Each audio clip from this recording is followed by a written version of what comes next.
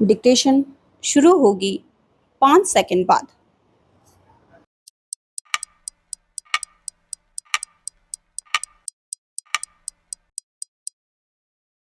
उपाध्यक्ष महोदय, बजट पर जो चर्चा चल रही है उसमें भाग लेते हुए मैं भी अपने विचार सदन के सामने प्रस्तुत करना चाहता हूँ।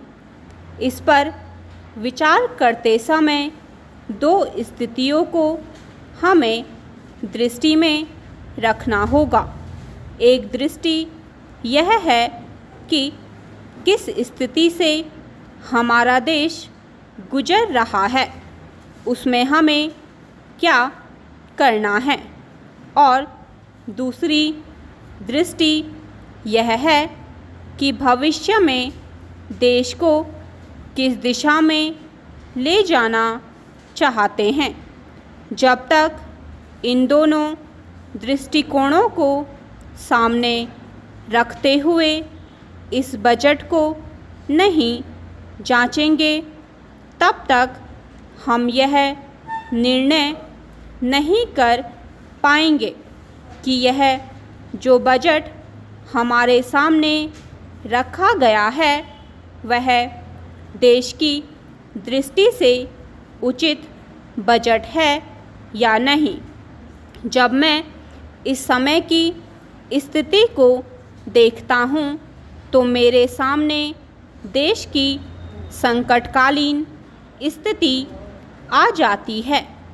किस तरह से चीन और पाकिस्तान की तरफ से हमको खतरा है, किस तरह से वे देश पर हमला करना चाहते हैं और किस तरह से हमारी आपसी एकता को मिटाकर हमको लड़ाकर देश में देशद्रोह फैलाना चाहते हैं। इसके साथ ही साथ जब मैं पिछले बजट को सामने रखता हूँ तो मुझे यह कहना पड़ता है कि आज का बजट चाहे जिस स्थिति में भी रखा गया हो, बहुत सुंदर बजट है।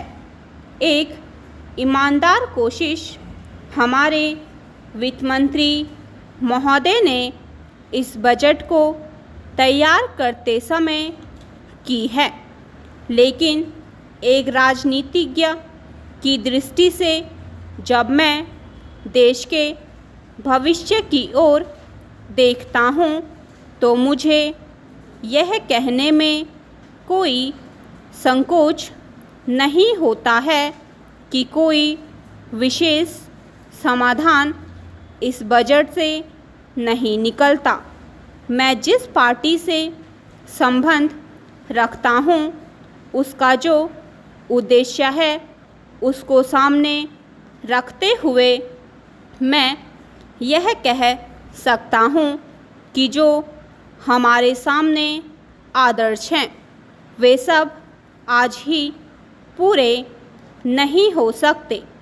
हमारे वित्त मंत्री या हमारी सरकार आज ही सब कुछ नहीं कर सकती या स्वर्ग लाकर हमारे सामने खड़ा नहीं कर सकती, लेकिन फिर भी यह मैं अवश्य देखना चाहता हूँ कि हमारा देश आगे बढ़ रहा है या नहीं।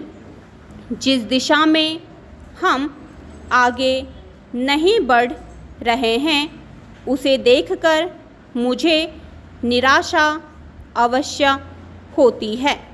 जो प्रस्ताव कांग्रेस अधिवेशन में पास हुआ उसके मूलभूत विचार मैं आपके सामने रखना चाहता हूँ। वहाँ हमने यह निश्चय किया था कि वर्तमान पंचवर्षीय योजना खत्म होने तक देश की जनता की ज़रूरत की चीज़ें पूरी कर दी जाएगी।